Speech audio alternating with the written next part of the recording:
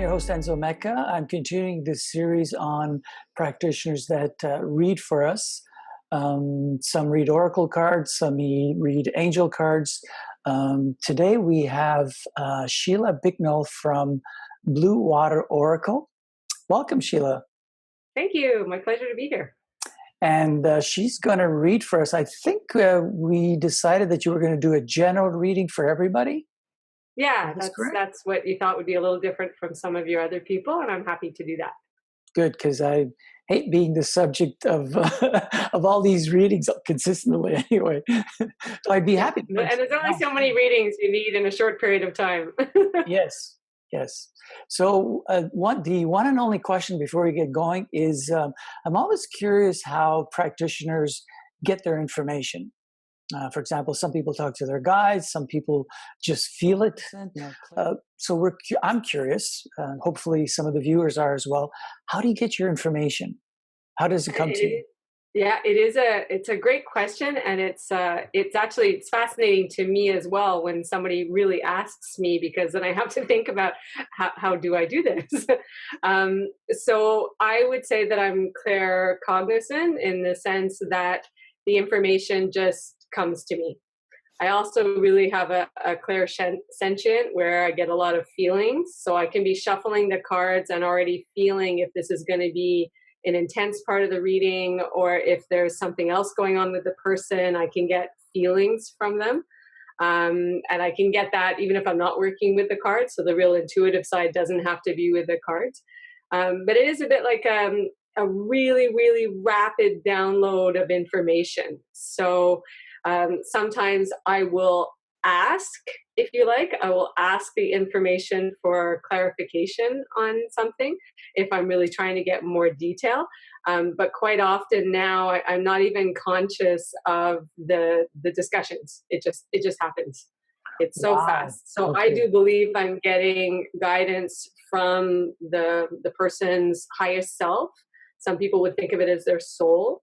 But also it could be from what I nickname their spirit team. So it could be anybody who's working on their highest good on their behalf, including broad perspective like universal energies, divine. So as long as it feels good, as long as it feels helpful, then I'm happy to communicate and receive and to be the interpreter bringing forward that information. That's interesting. So in a sense, there is some back and forth. Like you said, you can ask and you receive. So it isn't just a one-way no. message. Yeah, no, sometimes it's not just a one-way. It can be if it's flowing super easy and I feel like I'm getting clarity and it makes sense to the person, that I don't necessarily need to go back and forth. But sometimes it'll be trying to figure out, okay, well, the client is saying something, I'm picking up on something, so let's try to figure out where is this really going, what is pertinent to them. And that's where maybe I'm a little different than some readers. As your followers will be seeing, every reader has their own way of doing this, and some of it's learned, some of it's naturally gifted, a lot of it's an interesting combination that we just come up with and get. But I'm always chatting with my clients. I'm asking them what they're also receiving about the information I'm talking to them to. And that's because I think we're also doing energy work. So it's not just presenting them with info, but we're working on stuff. We're working through stuff, trying to really help them make the next steps forward for their highest good, so they can feel lighter. If they've been stuck, so they can get unstuck. If they're struggling with something, so we can relieve some of that struggle and they can just see the next path. Yeah, it's interesting that you say it's an exchange of energy. I remember one of the first and one of my favorite psychics that I ever went to see. She had tarot cards, but she wasn't reading them. What she was doing was, because she'd asked me to pick a card or two, and then next thing I know, I've got 20 cards. I'm giving her then 30. I'm going like, when is it going to end? And she wasn't necessarily reading the cards. She was reading the energy she was getting from me. As we went along, she would sense me, and it was very interesting. So I've always been fascinated about the hows of practitioners. Yeah, and some people really do read the cards in the sense that whatever imagery, whatever symbolism, whatever words or numbers are on there really become part of the reading. I do a combination. So what is on the card, I will definitely use. But sometimes it's like parts of it are highlighted. So maybe it won't be the entire card, but maybe there'll be parts of it, or it might bring up layers of information. But I consider the cards a bit like my doorway. They're like my tool to read through them to get to what we need to. I can read without. I just like the cards. And for me, it's also like my way of saying, okay, I am doing a reading. I am reading for this person. I am working with this person to try to help them out. So I know I've heard of mediums or some people that they'll wear different clothing when they're on and when they're sort of working. And so for me right now, the cards are kind of that representation. And they also become tools. So they're something that I like to work with. It's a very friendly relationship. It's a very interesting relationship. We develop a relationship with these cards that we work with and we carry around. At least I do. So sometimes I'll nickname them the kids. Think I've got all the kids in my bag, and and off we go. We're ready to go.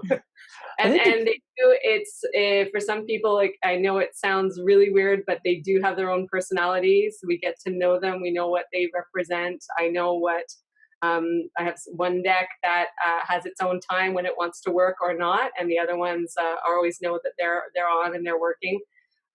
So it's a very bizarre and also very magical relationship that we get with these tools.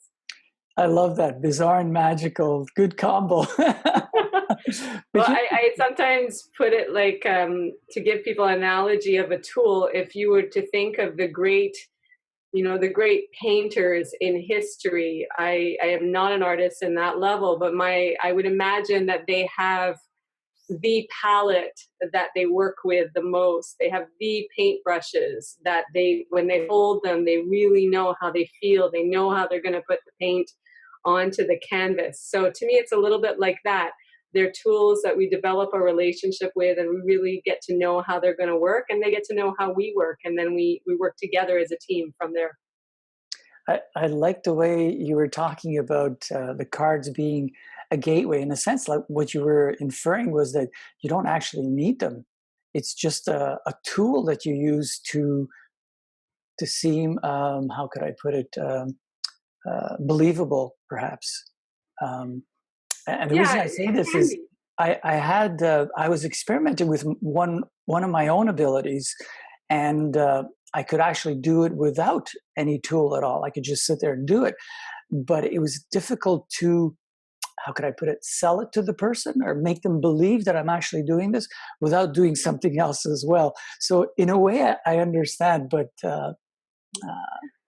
Well, I find it brings an interesting level to the person I'm reading because they are already tapping into their own intuition as soon as I flip the cards. wow, So it isn't just me, it's them and their own guidance and their own information. And I'm providing the safe space. I'm providing the opportunity to do that. So you're a because people will magnifying also glass. receive their own stuff. I receive certain things, they'll receive their own things. And that's why like a group session is really cool, or a general like we're going to do today, because different people can receive different components of it in their own way for their own good. And that's, to me, that's amazing. So Um, you just mentioned the group sessions. Can you tell me a little bit about what happens and how do you do that? Yeah, so group sessions, they can be in two different ways. So they can either be, when I've done them, they can either be a group that knows each other really well. So we're reading for each person in the group, and then that brings up the energy so that messages are easier to receive and to chat, and people will know things about each other that I don't know. So I'll pull a card and they'll be like, oh, that's a thing that happened yesterday. And I don't know about it because I wasn't there, but because it's getting reconfirmed, it's more powerful. But otherwise, when I do some of my own events, I will do bigger groups. So I'm actually not pulling a card for an individual, I'm pulling a card for the group. Uh-huh. And sometimes in that context, it can feel like a really general message. And then I allow people to pick up what they need to and what they want to out of it. And at other moments, even though it is a group, I will get a sense that it's for maybe one or two individuals. And so I will speak to the group to say there's probably somebody here who's going through this, this, and this. And this card is speaking to help them with whatever. So in those contexts, in the events that I've done, they don't have to necessarily tell me, because sometimes it's very personal, but it allows them to reflect, it allows them to receive and do their own energy work, do their own shifting and confirmations.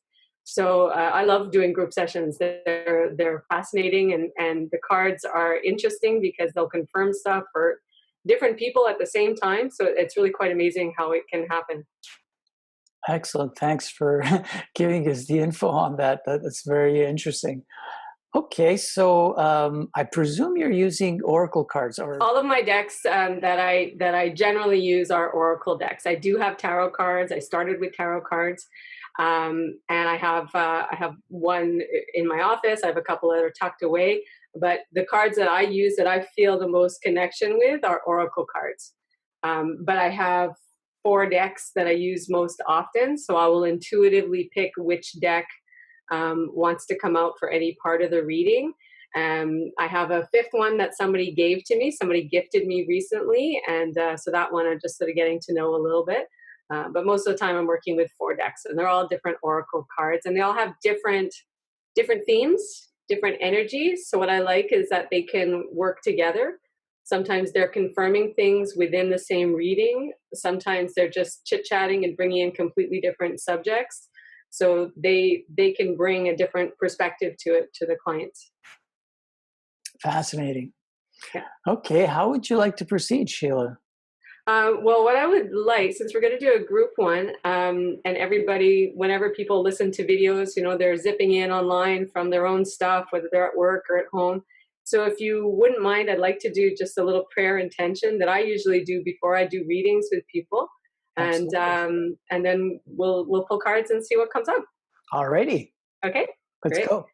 So for anybody listening, whoever's listening to this and watching, I invite you, close your eyes if you want to. Otherwise, just relax yourself.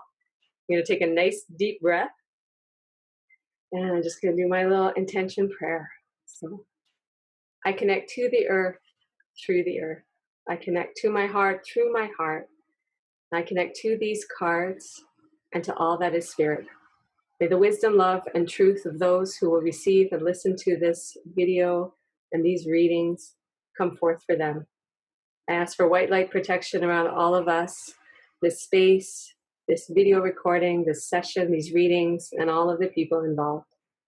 Thank you for helping us to receive clear, insightful, and useful information. And thank you for helping us to release any binds, bonds, promises, vows, codes, and limiting beliefs that no longer serve us. So they may be released, we may be released from their presence, and they may be recycled to the universe. There we go. So I have my cards over on this side, so I didn't turn completely, but I usually have a hand on at least one of my decks of cards when I do that. And it always varies a little bit, depending on who I'm reading for. It'll adjust slightly. Okay. So I don't feel that that's a have to. I don't have to do that. I don't worry if I don't do it. It's nice for me. It's nice for when I'm doing a reading, because our lives are busy. So it just gives us a chance to breathe, to focus, to relax, and then we go back to chit-chatting and pulling cards. Okay. All right, so when we do a general session, it's with the intention that whoever is watching this, whenever they watch it, so whether they're watching it as soon as you put it out, whether they're watching it a year later, they can listen and receive insights and information that will be of use to them. And that's part of the mystery and the mysticism of doing this kind of work, is that it doesn't follow necessarily a linear timeline. And it doesn't follow logic in saying that that the people have to be here or that everybody has to be together. It's that flow that happens with energy. So we go from there. Okay. All right. Okay, so we're looking at the group. So this is going to be on the Holistic Life Network. Is that going to be on your? Yes. Yeah. Okay. So whoever's watching and listening. So then what I do is I look at my cards and I see who wants to come out and play, or who's giving me kind of a, it's like a little hands up that they, like, you can do it on Zoom. You put your hands up to talk, so they do the same sort of thing. So I just look at them. So look at the different decks, and we're going to go with this one. I should have known that was the one I wanted to, it wanted to before. So this is a Gateway. You talked about Gateway. This deck of cards is actually called the Gateway Oracle Cards, and it's by Denise Lynn. So I have a few of Denise Lynn's cards. So whoever's listening, whoever's interested, you just take a nice deep breath and relax, and I will shuffle the cards, and then we'll see what comes up. So readers also have a different way of shuffling. I'm doing it a little higher just so you can see it, because otherwise you can't see it on camera, which is irritating. So there we go. Shuffling. So anyone who's holding their breath, anyone who's worrying, just relax. And we're going to see what we can come up with. So often I'll get either a card that sort of gets highlighted to me, or I'll feel like I need to stop shuffling. So it'll just literally stop. So then we'll pull the card and we'll see what will come up. Well, this is a very appropriate card for this kind of a reading. So it's the Awakening Ancient Wisdom card. All right. Very appropriate for doing oracle work. So Awakening Ancient Wisdom. So I don't know if you can see it, but it has a cup sitting in what would look like an old castle window with the deep, deep walls. And it has sort of flowing out energy from it. And the affirmation on it is, deep inner knowing is emerging within me.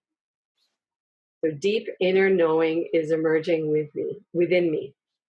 So when I do a group one, I'm really looking at, okay, well, what is coming up for this whole group around the card? But it can also be for one individual. So if I say stuff and it doesn't resonate with you, that's fine. Don't take it. It might make sense later. So you might be somewhere or talking to somebody and you'll go, oh, that was the thing that I just saw in the video. Or it might confirm something that you heard somewhere else. So however it resonates for you, that's fine. This is yours. So you take it however it resonates. Mm-hmm. The only thing I say is it should feel good. It should feel guiding and supporting. If it ever feels heavy or it feels super, super confusing, then you might want to ask more questions about it. Okay. So Awakening the Ancient Wisdom with this beautiful golden cup sitting in the sort of castle window, I would say, and it may sound sort of obvious when we're doing these kind of sessions together, but definitely there are people listening who have this knowing, they have this understanding of things that is different than how the classic industrialized world, North American view would be.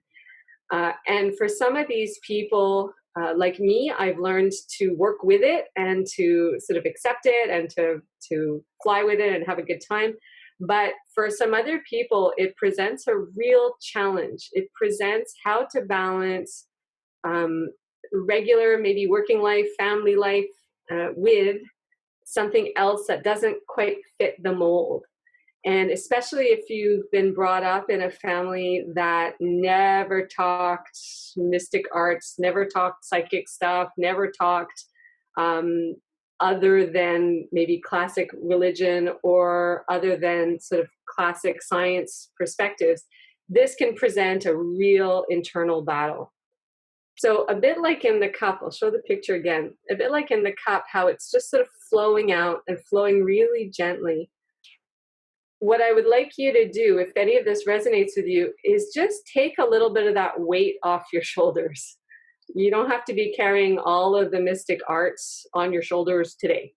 So if there's some inner knowing that you have, look at it as a curiosity. Well, what is this? What could it be in my life? What could it represent?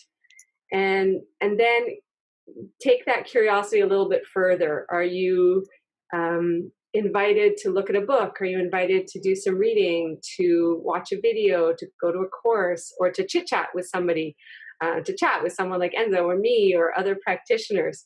Allow it to open up, because I feel as though the more that you are denying and pushing down this knowing, the more it's like you're stuck in this big, big castle wall, and not the fun, romantic kind of castle, the big, cold kind of castle. So allow yourself, right? Because castles, we always have this big, beautiful, romantic thing, but really big old stone buildings could also be very cold and not so inviting. So for some people, it feels as though this idea of awakening ancient wisdom, this idea of allowing this old knowing and this deep knowing to come forward, is a bit like stuffing themselves in a really barricaded room. It's almost suffocating. So here we're saying open it with a little bit of curiosity, just open the window a little bit and allow some of that to start to come in. And the idea that I'm hoping for you with that, if that makes sense to you, is that it's just going to take some of the weight off the shoulders, that pressure of, oh, I should know about this, or I should address it, or I should do that. No, no, no, no, no. Just breathe and respect that inner knowing, and then allow it to take you a little bit further forward. Right? I know there's going to be other people listening who are going to be like, well, I'm already there. I've already done that. But there, for me to pull this up, there's got to be somebody who's really struggling with that. And hopefully that can help. Okay. And respect it. I would say, especially if you are going through this and having these thoughts, having these ideas, but you're also having some super struggles, like maybe something really physical has cropped up. In that sense, I would say that it's maybe your entire system, including your soul system, your spirit system, combined with your body, to say, look, there's something we're trying to help you with, something we're trying to make you aware of, but you've been pushing it down so much that now we need to up the game a bit. And it's not a judgment call. It's not necessarily a cause and effect. It's just saying that you have this inner knowing. So if you allow it to just air out a little bit, you will feel better. Your body will be able to work better for you. I guess, some of us in our daily lives, we either resist, like you mentioned, the situation with some family members. Some, we would never talk about our hobbies, with some, and others we would. And it depends on where you are. I mean, what I mean by that is that there was a time too where I would push some things away. And now I'm finding that I accept them actually more. And I feel like I've raised the vibration a bit to the point where it doesn't matter so much anymore, whether I talk to them or not, for example. I just keep going on my path. But I think what you're saying too is you find more peace when you're not resisting. That's the message I got anyway. Yeah, absolutely. Yeah. And that's for sure. That's part of it. And I think it's, people have, some people call it gut instinct knowing, some people call it intuition or psychic knowing or spiritual knowing. Sometimes there's just stuff that but it doesn't always fit with the norm of society, the way that we live in it. Now, if you were brought up in a very spiritual family or very open to discussion and exploring and understanding and learning, that's very different. But a lot of people have not. They have not been brought up that way. So to take that leap a little bit out of the norm can be extremely stressful. That's why many of us, there's a terminology called, coming out of the spiritual closet, because some people just don't talk about it, and there's genuine fear of how other people are going to approach it. So that's why this is coming from a perspective. Okay, you can do it in little bits. You don't have to jump out of the closet if it's your first kind of feeling about it. You can put a toe through the door. You can just open the door a little bit, but at the same time, you're saying, okay, there's something here. I may not know what it is, but there's something. So let me try to let a little bit flow. And then your whole system will work better, because it's your system saying this needs to be expressed in your life for whatever reason. Excellent. Okay. So let's see what we want to come up with next. We're going to go. So sometimes the cards, when I do a general, sometimes they will carry on the same message, and sometimes they'll shift and go to something completely new. So we're going to go with the Earth Magic deck. This is a Stephen Farmer deck. So, same sort of thing. So, we had the awakening ancient wisdom, the deeper inner knowing is emerging within you. Let's see what we want to do.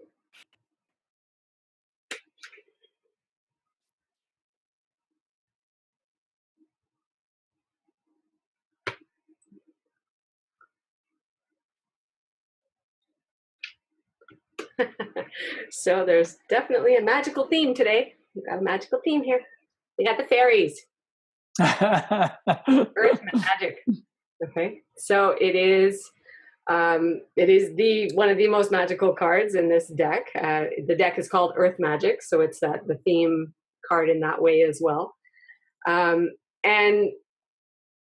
so, if I hadn't originally thought that maybe these two cards would be tied in together, this one kind of says yeah, because the idea of that ancient wisdom is that there was this connection with Earth. There was this connection with energies, with different kinds of beings that was accepted in different ways, but still similar throughout the world.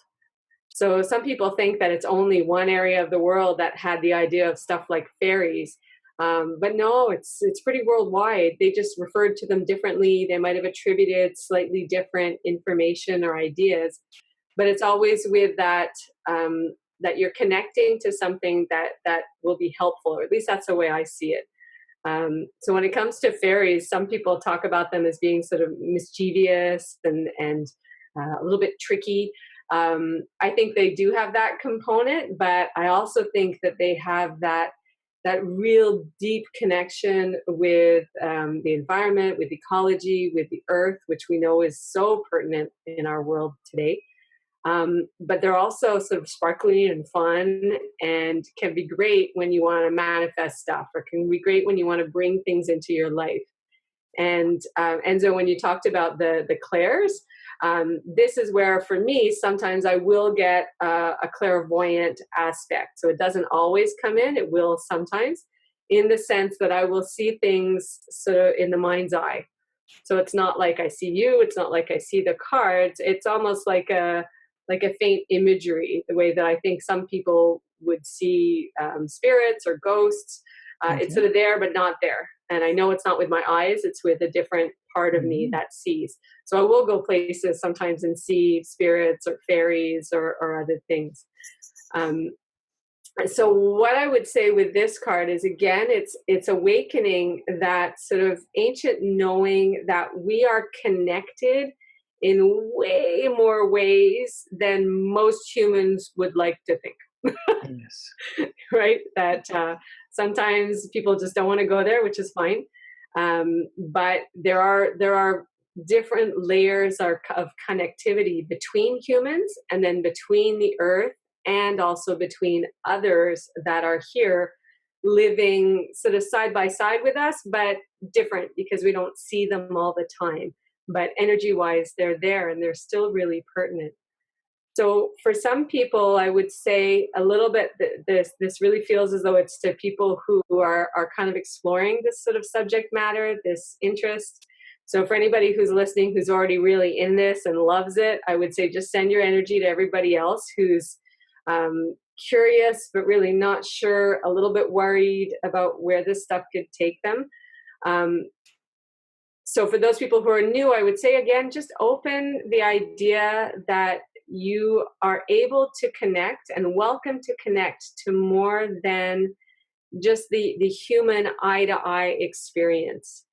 And that the earth actually really benefits from that, because she's a really big and interesting and amazing and fascinating place. And anybody who's studied anything when it comes to nature or animals knows that the intricacy of how it all works is incredible. My background is in nutrition, so I have a great understanding of the intricacy of the human body, and that still amazes me how most of us, function and walk around really well. So anytime somebody says, "Oh, there's no such thing as magic," you kind of go, really? I don't know. The human body is pretty magical. The fact that nature manages to survive and function the way it does is also pretty magical. And then you So, take it one step further. Yeah, go ahead.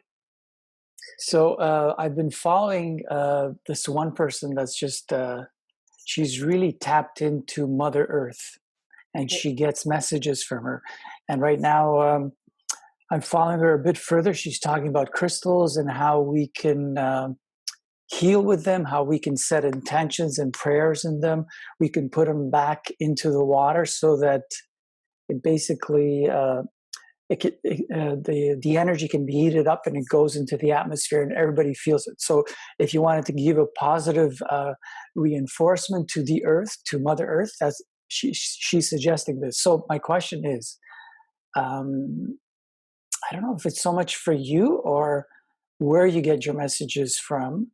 Okay. Is Mother Earth a living, breathing soul? Oh, that's a good question. I think how I'll come back to the soul question, but I think when it comes to crystals, like one of the crystals that I usually have is my big selenite wand. So Hmm. this is a salt type crystal. So this is not one you put in water, but it's a great thing. So one of the things for people to think about when you think about connecting to Mother Earth is that for anybody who's interested in crystals or wearing gemstones, like either, our birthstones, like I have my birthstone in my ring, think about how old those stones actually are, Mm. right? Like, you know, I'm 44. This stone is I don't know because I don't know the geology of it, but I mean you're talking some of them are millions of years old, some of them, they're so old. And so if you think about is there a connection? Well, I mean as soon as I hold this in my hand, I'm going to be connecting to something that has an understanding of the world and experience that I can't fathom, So, and I think that often with trees and the idea of trees are coming in, because if you're blessed to live somewhere where you have old trees, big trees, and I am on my property. I mean, some of them are more than 100 years old, easy. And I live near the Ottawa River, not right beside it, but in the region of the Ottawa River as it comes down towards the St. Lawrence. And you think about these trees. Some of these trees have seen the voyageurs and the Aboriginal, the Indigenous people in canoes because there was nothing else than canoes. Like that's it, So they're hunting and they're ancient. So all of these things that are around us that are naturally present bring in this ancient wisdom, bring in this old and ancient connection. That's fascinating because water also, like, I read something that, or maybe it was again watching this one person on YouTube, and she was saying that there's a finite amount of water on the earth, and it's been here for eons. So, Mm. um, and I think that the water has memory. So it just goes hand in hand with what you're saying. So we can Yeah, learn a lot from water, from crystals, from the earth. It's ancient. All of it is ancient. It's, the it really dinosaurs is. had drunk the same water we're drinking today. Yeah, and I remember I'm not going to know the minerals properly, but I know there is any specialists on the chemistry of air. Um, and I remember it was in a recording that I watched. I can't remember where it was, but they discussed certain minerals that do not dissipate; they don't deteriorate, Hmm. and so they will be the same minerals going through the air around the world since the beginning like of the world.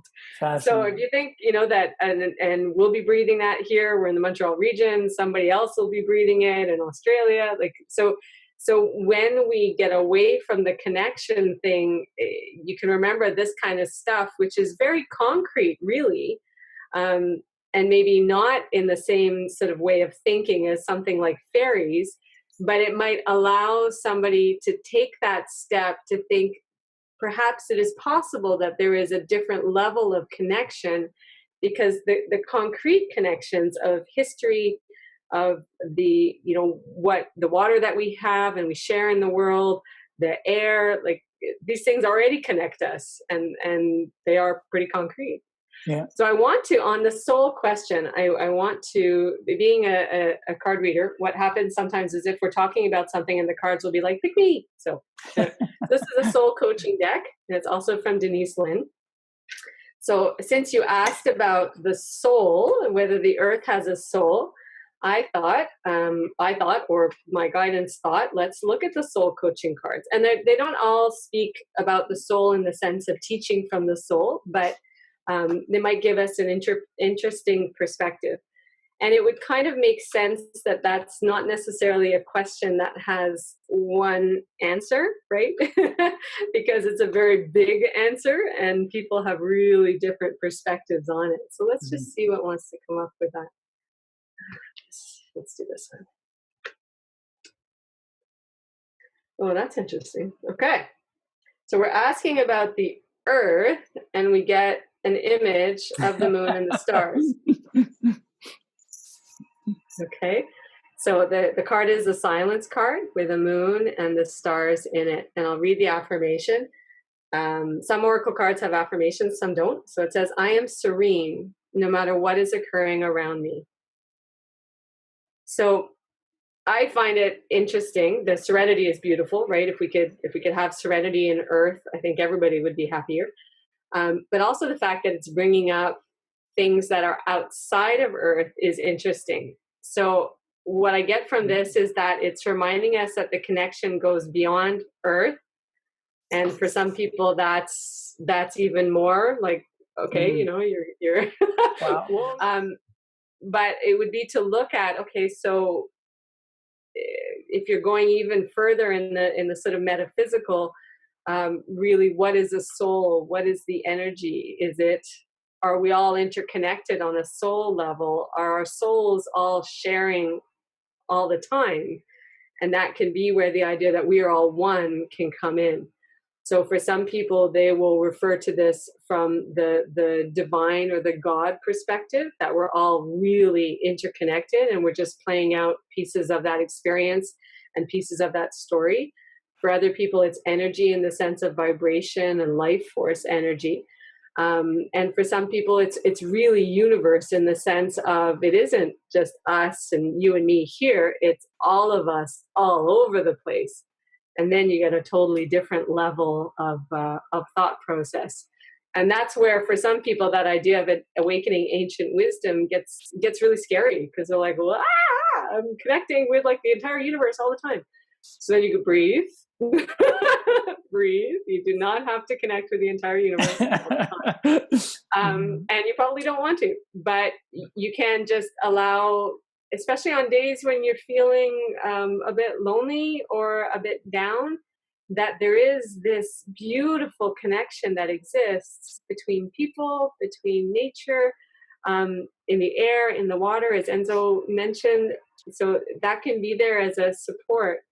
And in a recent reading and meditation I did, it was looking at bringing in light. So sometimes even in the darkest moments, which we get, where we are, we had a new moon recently, and you get that sort of idea of the dark, but there's always light, even in the dark. There are stars, we've had fireflies recently, the moon will reflect the sun sometimes.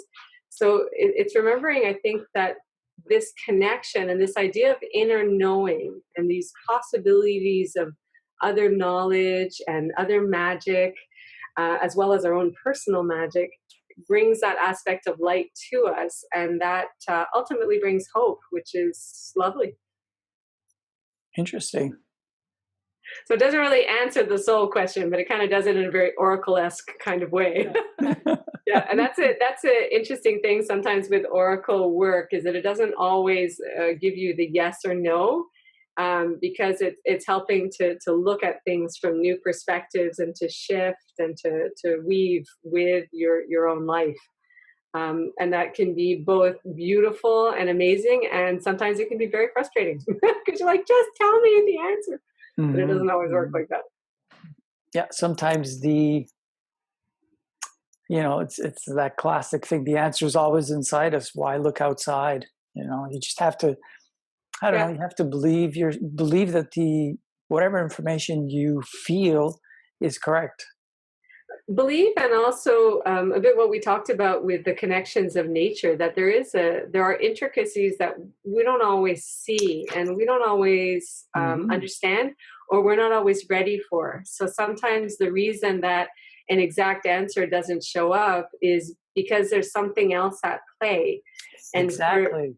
Yeah, Exactly. You know, like I find myself these days with the network that I'm working with, that I get these ideas that just like all of a sudden are just pulled out of the blue, and I'm going like, "Hey, that's a good idea." Who came up? Where did that idea come from? It didn't come from me; it just dropped onto me, you know. And I yeah. didn't go through the analytical process. You know, I wasn't using my mind. All of a sudden, boom, it pops in. I'm getting a lot of that, and the question is, where does it come from? Well, and I think in that sense, I would say it comes as you talked about vibration. So as you get, some people would say a higher vibration. It can also be as you just get more on your own path and more comfortable with Yes, sort of your own journey, that the pieces of the puzzle fall in together. So some people would say that the puzzle's already there and we're just rediscovering it. Um, absolutely. and at other times, there may be certain pieces that are in place, and we're creating and allowing the rest of it. So I believe that it's a real interesting mix between sort of divine guidance, um, and also guidance from those that are working for the highest good of all. So those are what I would call the spirit team, which I believe everybody has, whether they work with them or not, whether they talk to them or not. So they can be guardian angels, other angels, they can be spirit guides, they can be actual spirits, ascended masters, things like fairies, dragons. You know, it can expand animal guides. It can expand beyond as much as we want. And the idea is not so that you get super confused. The idea is that you know that there is support. There is support and insight there to help us to have a very rich human experience, and to to experience, I think, humanity through us, to experience journeys and learning and different things through us, for that mystical, mysterious reason, which I don't have the answer for.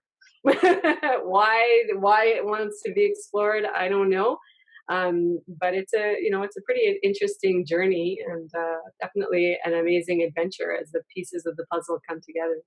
I like So those two together, mystical and adventure, because you know the straight world is so. I say this often. It's so boring. It's overrated, and mystical and adventurous is so much more interesting to me. yeah.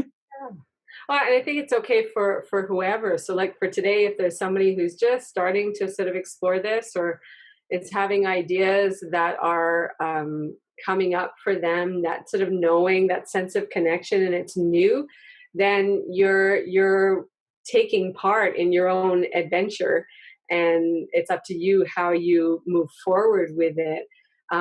For other people, it's going to be a very straight road, and I'm not one to say what their own soul or spirit has on purpose for them.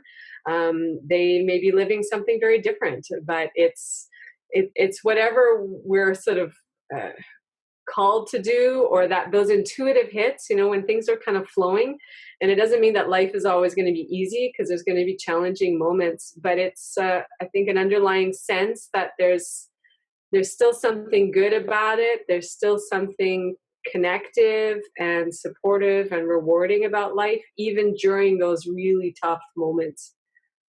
And for some people, that's the idea of faith, and I like the idea of hope, and just the concept that that we're not really alone, and we have help and guidance is always available if we choose it, and if we don't, that's also absolutely fine. All right, It's to each because his own. wherever you are is the right place, you know. So Yeah, right and the place. only time that you would maybe be invited to investigate or to open up a little different is when you yourself are feeling there's something else, or something is not right. I don't feel really aligned. I don't feel settled. I feel upset, or things are happening that you kind of go, why me? Then maybe pay attention because there may be an answer there. Hmm. Not always the one we want to hear. True. Yeah. Yeah. So, so that would be the type of thing for a guidance card. If you want, I can pull one more just to kind of summarize. Do you feel like that? Yes, I feel that Yes. one more is Okay. necessary. Okay. So let's do one more to summarize. I'm gonna go just looking at my different decks. So I'm gonna go back to the one we started with, the Gateway Oracle cards. As we move forward and progress. So we've had an interesting discussion with them. And again, everybody, you pull what feels good for you out of what we've chatted about. Oh, one just fell literally on my lap. So when I get a card that jumps out, I usually just, before I flip it over, I kind of double check. Was it literally just a wacko, crazy shuffling thing? Or is it actually the card that I want to pick? So for like here, it's, I can't, it sounds weird, but like I can't shuffle. I'm like, so I pull the card. So that means it's that card. I just can't shuffle. I can't pull it. So then the card is taking action. Wow. Okay. So it's a very bendy, And it moving took forward. action. It landed on your lap. Yeah, exactly. Taking action. Yeah. So it has the flow of the water in it as well, because it's got the Oh, river is somebody yes. leaping. And the affirmation is, I enthusiastically embrace life's boundless possibilities. So I like that as a summary from what we've been talking about, because we've gone from ancient knowing to fairies to does the earth have a soul, to connection. Like we've talked about a lot of stuff. And so if we just take the next action step with the idea that life has boundless possibilities, um, what does it bring on the adventure? What does it allow? What does it allow you to do? So for anybody who's taking all this and then sitting there going, I don't know, I don't know what to do, I would say take that one little tiny action step. So if we go back to our first card, which was the awakening, the ancient wisdom, okay, with the deep inner knowing is emerging within me. So that was our first kind of card going, okay, well, what's flowing? What do I need to allow to flow as this ancient wisdom comes up, this inner knowing?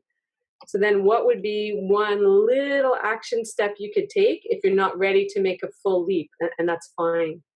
So you're listening today, that's an action step. Okay. But there may also be that nudging little suggestion or an idea, like Enzo said, something that pops into your head and you kind of go, oh, that's interesting. And it doesn't have to be the big, full life altering one. It could be a little suggestion. So it might say to, let me think, what would be good for this group? What would it say? So for some people, it would be to bring in the silence. We had the silence card.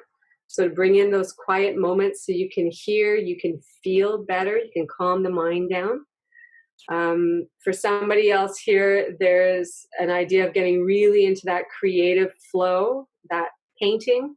I can kind of feel the paint flowing. So somebody's really pushing against that creative flow that would come. So just doing something a little bit creative is going to bring you that action to connect. There's somebody else who is, it feels like they've got, how would I say that? They've got, you know, those old, like really, if you picture the old libraries with like the tons and tons of books, and it's just Mhm. rows of books, and some of them are old, some of them are new. So it feels like there's somebody who's got all this knowledge, all these books and information, but for whatever reason, they don't want to go there. They don't want to touch it. And so this is an invitation to say, pick up one of the books, the one that you've been thinking about, the one that you've been reflecting on. Pick it up, open it up, and just start. That would make a nice action step for you. Safe, easy. You're just starting and learning. So it's that kind of stuff that would come Mhm. as taking action. And Moving, getting stagnant energy moving. yeah, and for somebody, I can feel it. So some of you might also feel it, that just even by talking about it like this, we sort of shift stuff and we allow the next step to move more easily. We get a little bit lighter. So hopefully for some of you listening, especially if this has been a bit of a heavy topic, what do I do with this kind of calling or this inner knowing?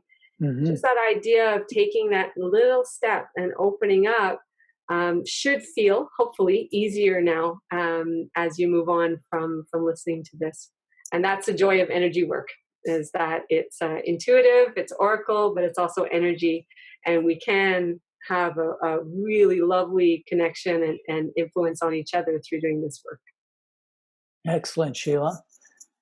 Thank you so much. My pleasure.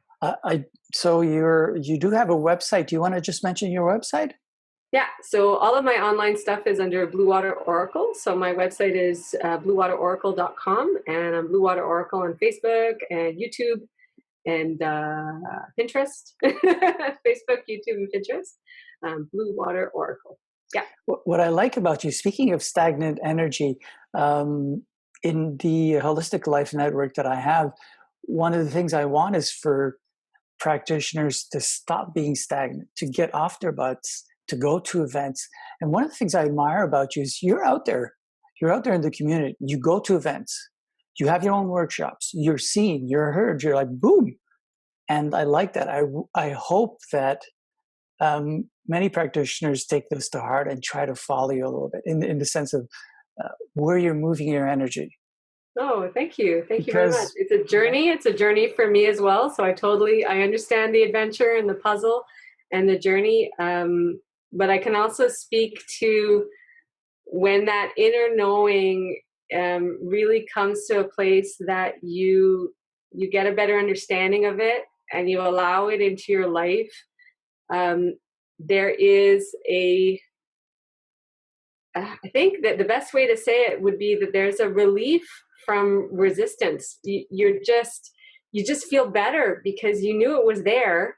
And whether you do this as work or you just allow it into your life because it's calling to you, either way is fine. Not everybody has to do this as work, but to allow whatever that inner knowing is, it feels so much better. And I feel that that's part of my work. So thank you, Enzo, for saying that, is to bring some of this stuff out to people so that they hear about it in a real genuine, easy to talk about way, and that it can be helpful and useful to them. excellent. Good message. So Sheila Bicknell, thank you so much once again. And that's it. I guess we'll wrap it up. Thank you for watching.